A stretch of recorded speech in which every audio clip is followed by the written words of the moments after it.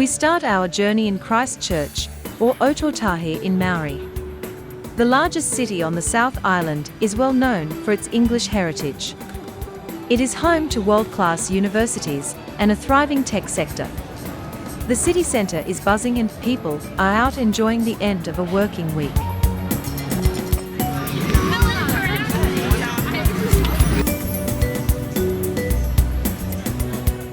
The young guys are on the 2-hour pub crawl while working of the calories.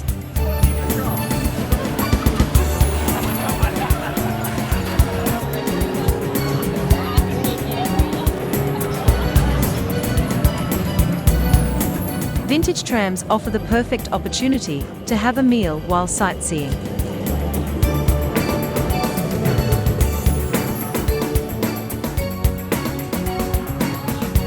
Dedicated to those who died in World War I is the Bridge of Remembrance.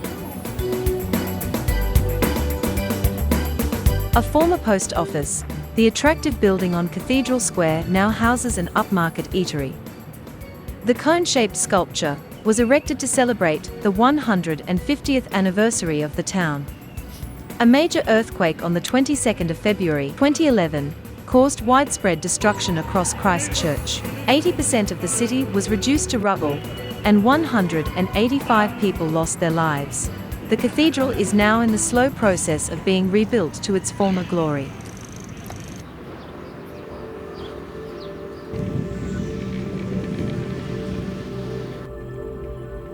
We are lucky that the gondola up Mount Cavendish is running. Quite often it is shut down due to the strong prevailing winds.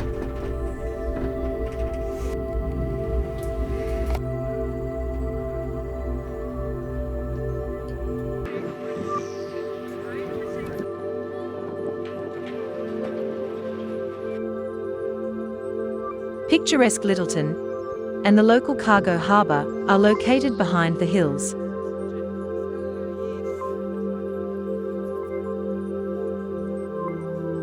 The view over the city and the distant mountain ranges is quite stunning.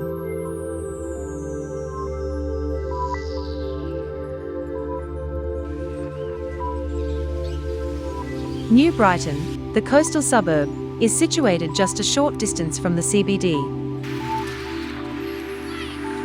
Spanning 300 metres, the pier prides itself on being the longest such structure in the Southern Hemisphere.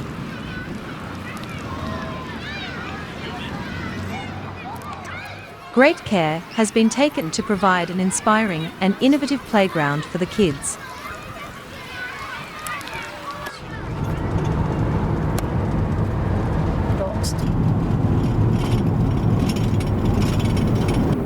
Due to its position in the so-called Roaring Forties, extremely strong winds are often experienced in New Zealand. It is springtime now and massive gusts are typical for this time of the year.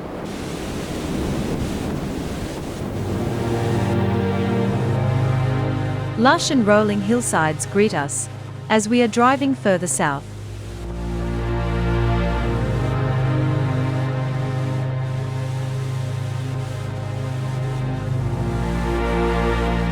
New Zealand is well known for its large-scale commercial farming of deer.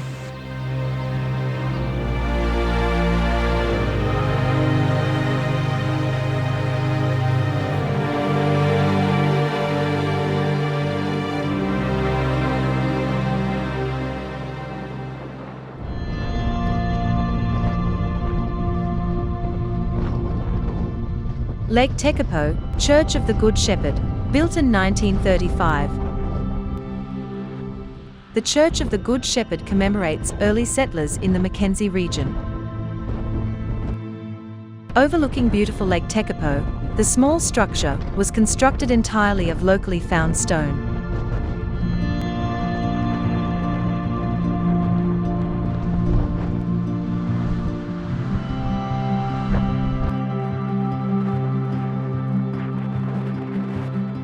We spent the night on the lake and even spotted a distant rainbow, and hoped that the rain would not reach us.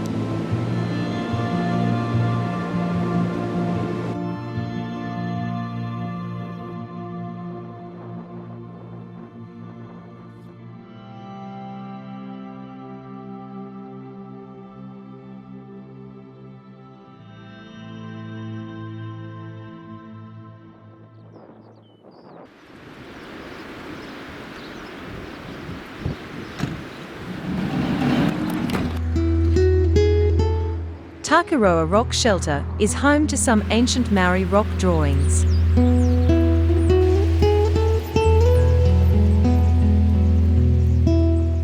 Delicate shapes have been created using ochre, fat, and charcoal, dating back eons.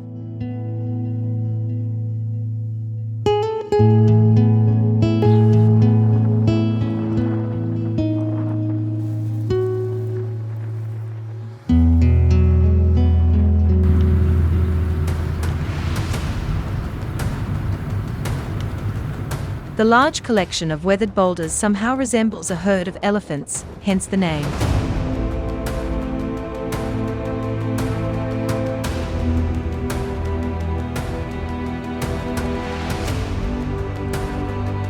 The unusual sandstone formations can be found on a hillside in South Otago on private land.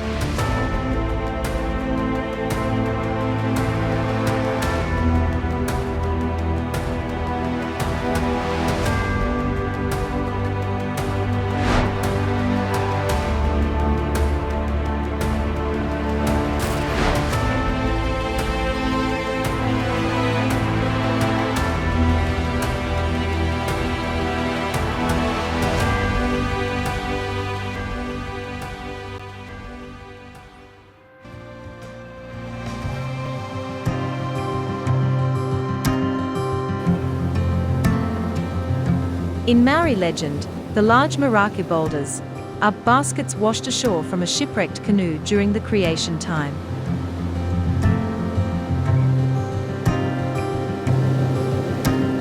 To scientists, the remarkable balls are concretions formed around 60 million years ago.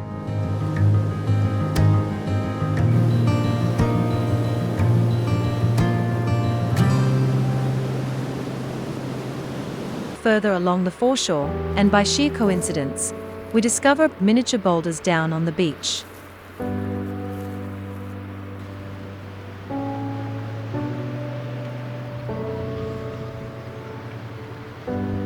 We visit Shag Point and are lucky to spot some New Zealand fur seals, sunning themselves on the rocks.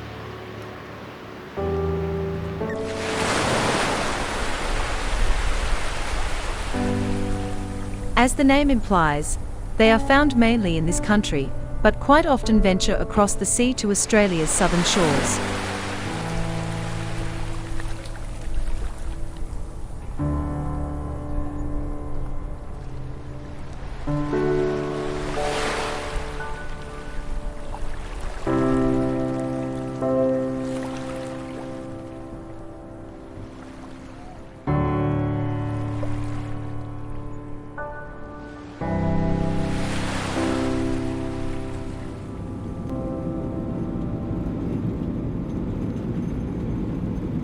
New Zealand may have a fairly large land area, but less than 5% is arable. Most of the countryside is only suitable for cattle or sheep farming. New Zealand is one of the world's largest exporters of dairy products and sheep meat.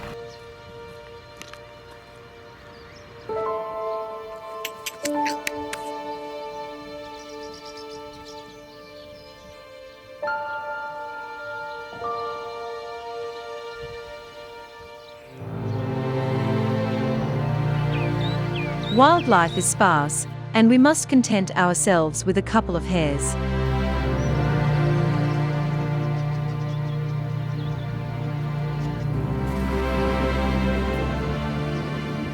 Like us, the black swans are visitors from Australia.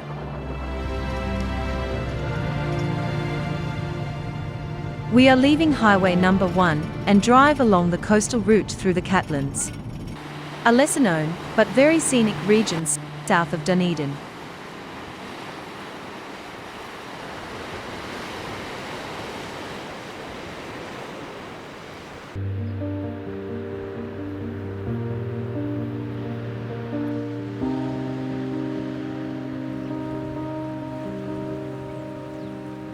As we drive along, we spot a sheep in distress.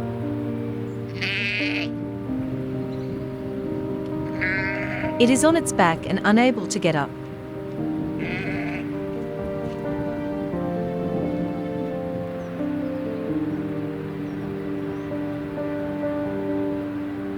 With a little bit of help, it soon is on its merry way again.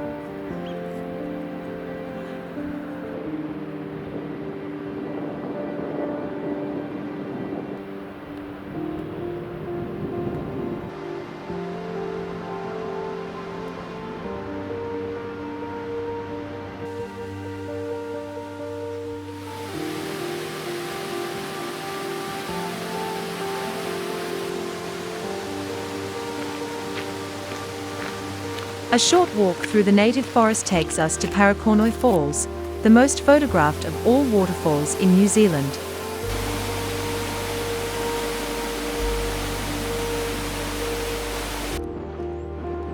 The lush landscape gives testimony to the high rainfall around here.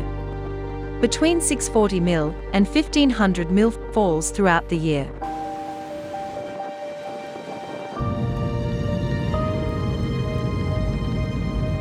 Native forests are unique and support a huge range of plants and animals, many of which are found only here.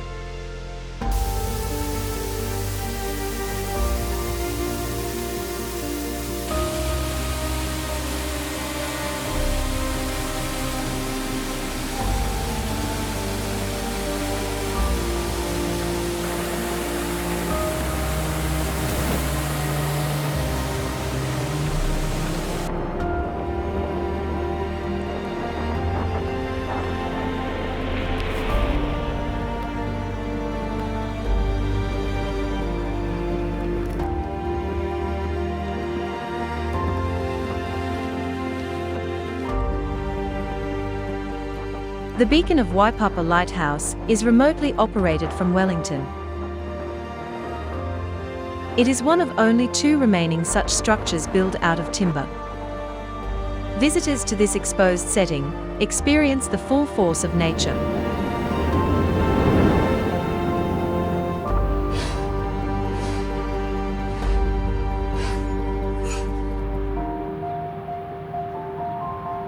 We stopped for the lunch break on the foreshore.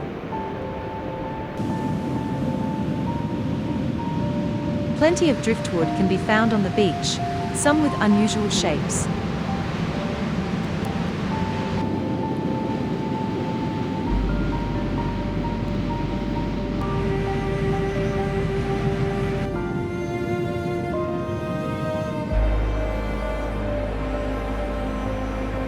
We wonder whether the 2 people are fishing for whitebait, a local delicacy.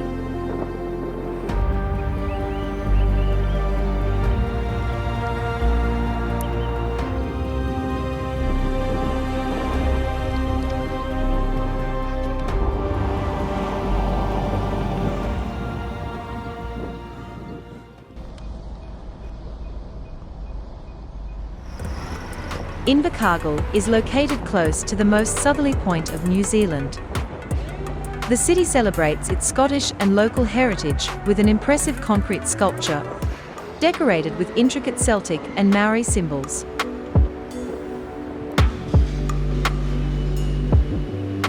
In some of the side streets, more art in the form of murals can be discovered.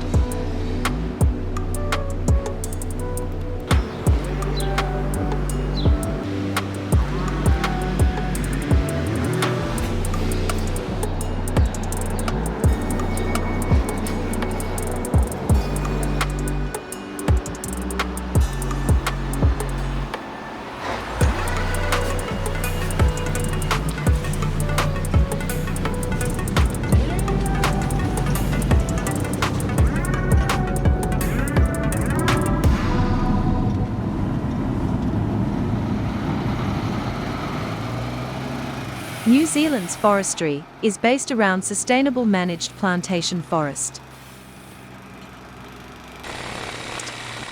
It is the country's 3rd largest export commodity behind dairy and meat.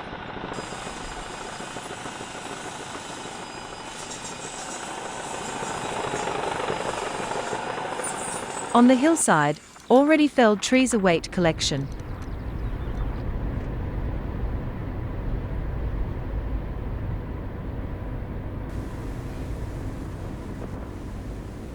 Clifton Suspension Bridge crosses the Waiau River and has a span of 111 meters.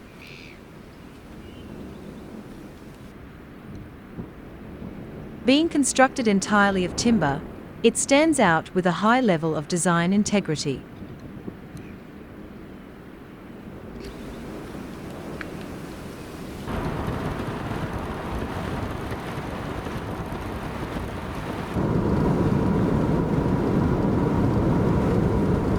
We have been lucky to find a lovely spot to camp in Redcliffe Forest amongst some pines with unusual cones.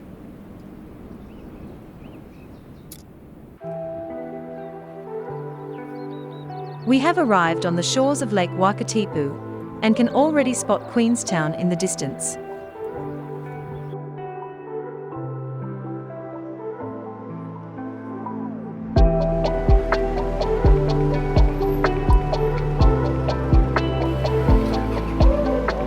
Queenstown has a lot to offer and attracts visitors all year round.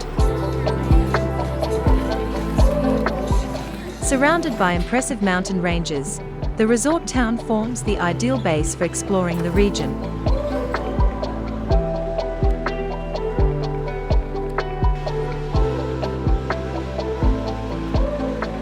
Greenstone is sourced from riverbeds and boulders on the South Island. It is typically carved into a large variety of traditional Maori symbols.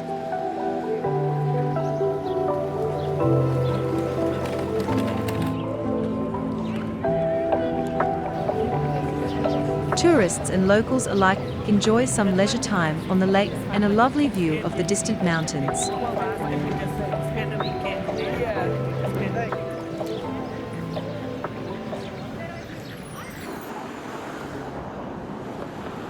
Jet boats take groups of thrill seekers on an exhilarating ride on the Shotover River.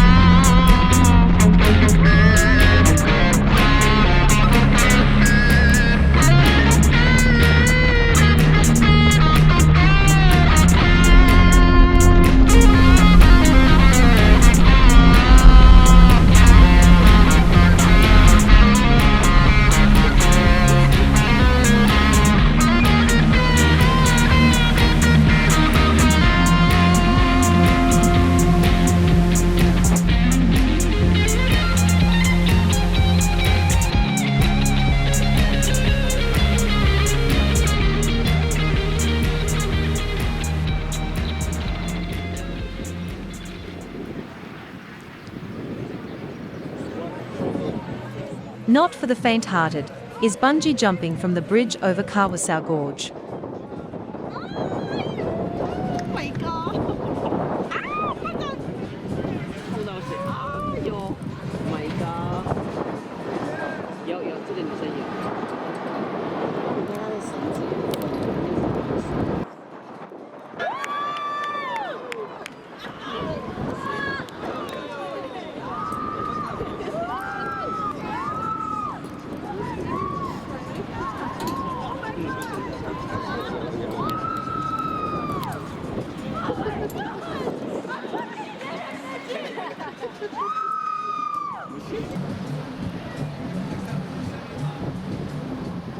Like the cyclists, we soon leave the action-packed area behind and press on.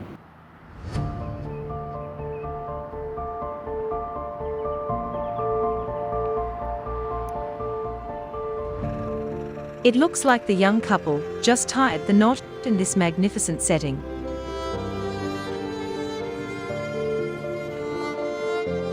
The Bra Fence in Cardrona is a controversial tourist attraction.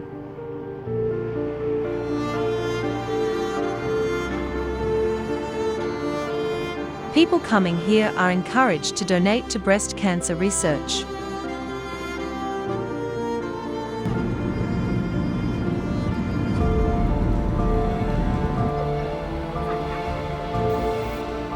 We have visitors in our next night camp, just outside Wanaka. The ducks obviously enjoy an unexpected feed. and we enjoy the lovely setting.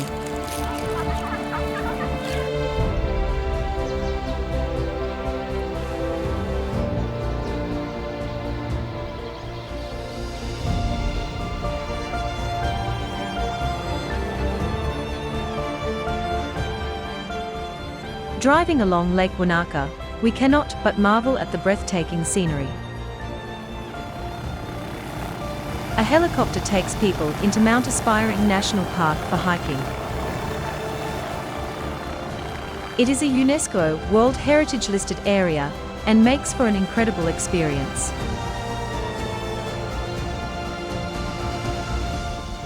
The first few blooming lupins make an early appearance along the roadside.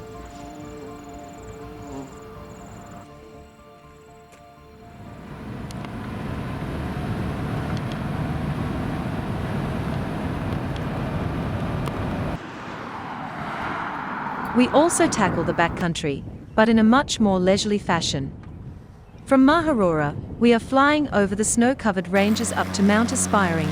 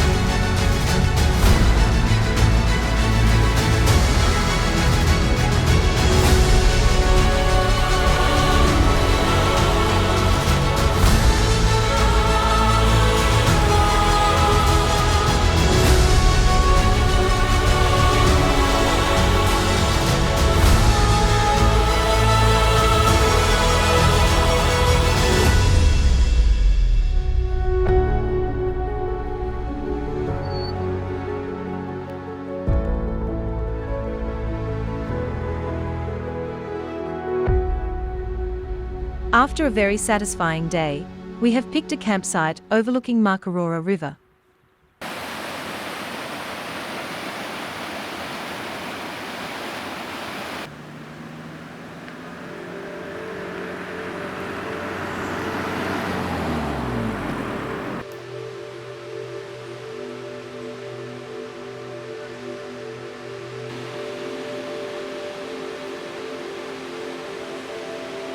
While visiting Fantail Falls, we noticed the numerous cairns. They are a form of worship and supposedly balance the energy of a place.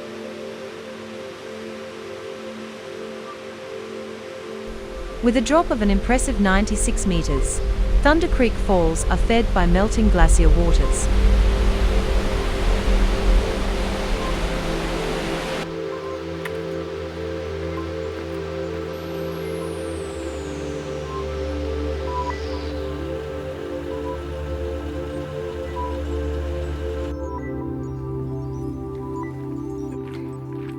Our next stop is for a walk to another waterfall, which is aptly named Roaring Billy.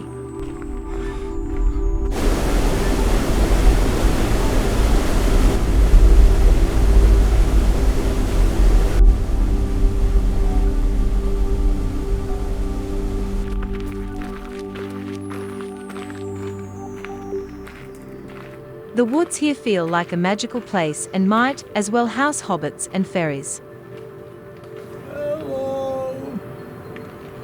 Anybody home?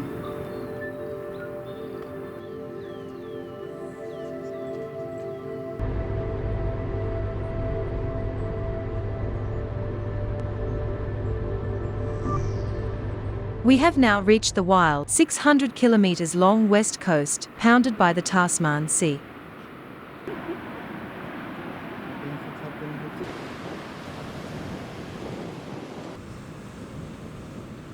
Like us, fishermen and other locals enjoy the sunshine.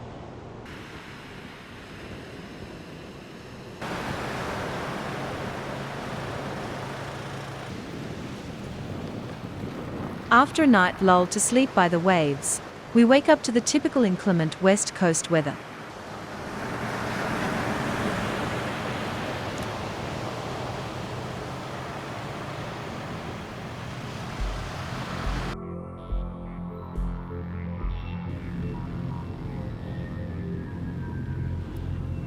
We have now reached the wild 600 kilometers long west coast. At the Fox Glacier view site, clouds are hanging low. That's what the vista could be. And this is what the view is. The canoe forms part of Maori mythology and the creation of the South Island and its mountains.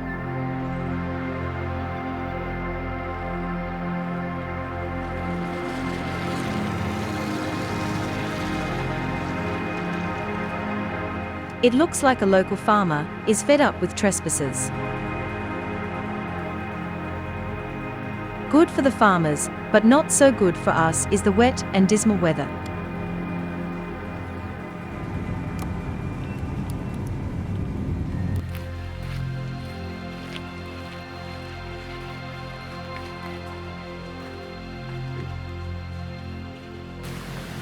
A short walk takes us to where Franz Joseph Glacier used to be 100 years ago.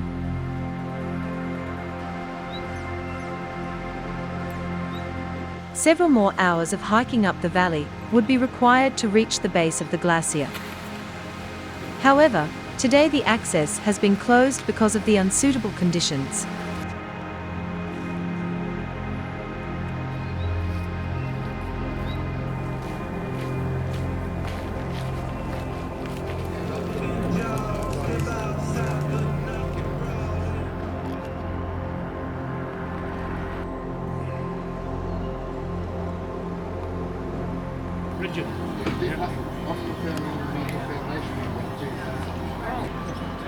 Back in the village, we discover that there are no glacier flights either.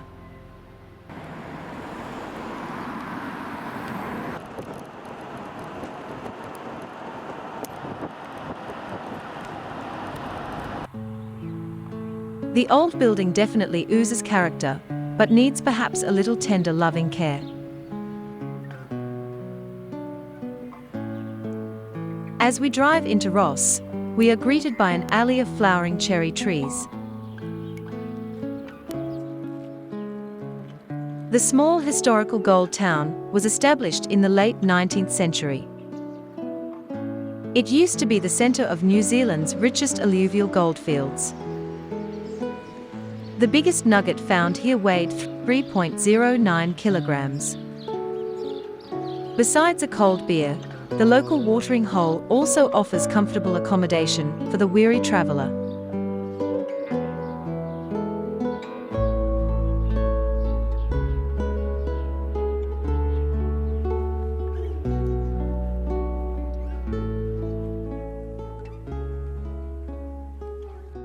A statue of a miner in the main street of Hokitika is a reminder of the days of the local gold rush.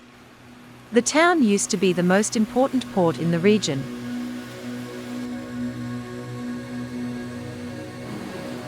It is unusual to see jumpers made from possum wool. Brush-tail possums have been introduced from Australia and have now become a pest. In 1860, the place had a population of 50,000 people. Anyone keen enough can still find gold in the local river.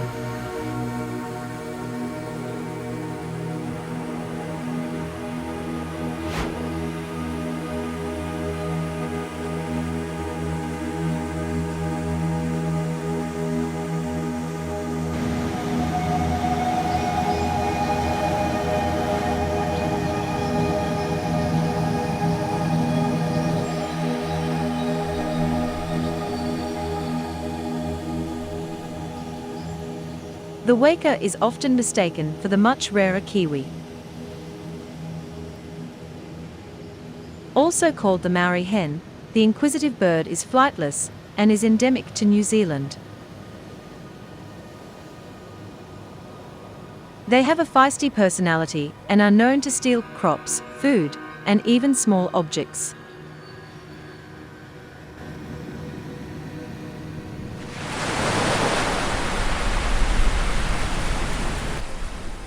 White-fronted terns or tara are busy nesting on the so-called pancake rocks at Punaikiki on the west coast.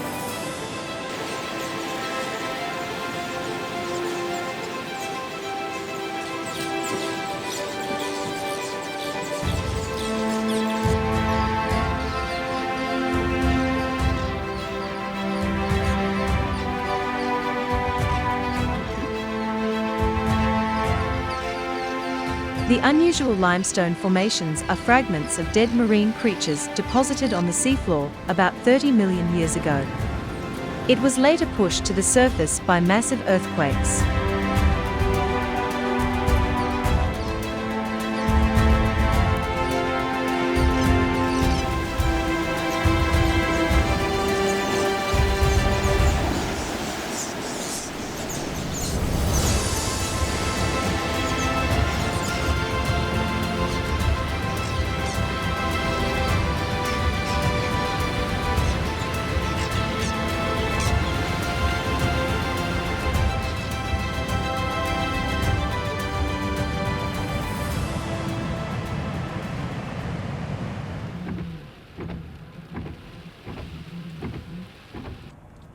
Arthur Pass is one of the main thoroughfares to cross over from the west coast to the east.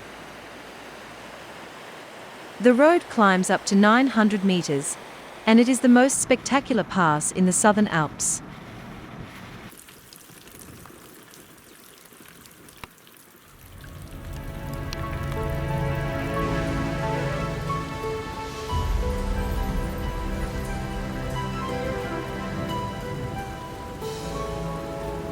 Another scattering of spectacular rocks can be admired at Castle Hill.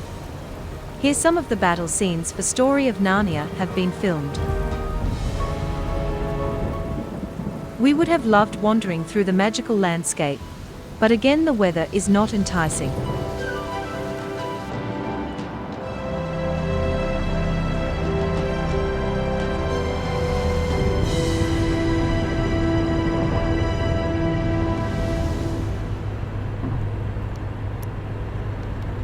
Just before arriving in Handler Springs, we stopped once more to admire the spectacular landscape.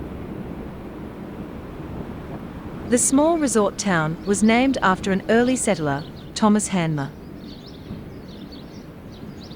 To stay in the Grand Hotel is certainly a treat, but there is something available for every budget.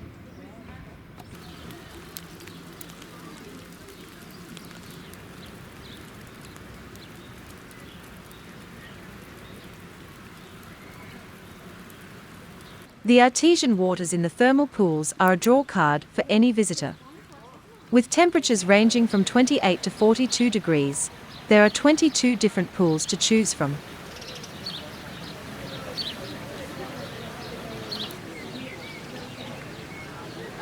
In the olden days, bathing in the nude was the common thing to do.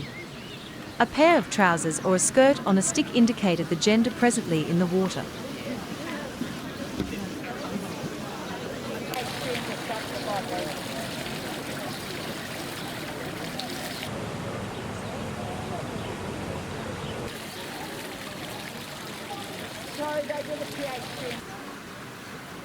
We needed a bit of warming up in the springs, seeing the freshly fallen snow on the peaks of the surrounding mountains.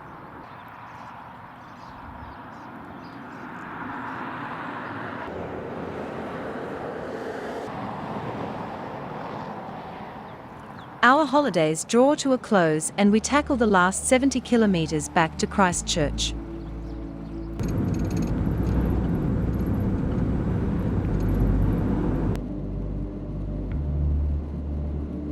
With a last glimpse of the Southern Alps, we say goodbye to New Zealand and its awe-inspiring scenery, knowing that we will be back someday.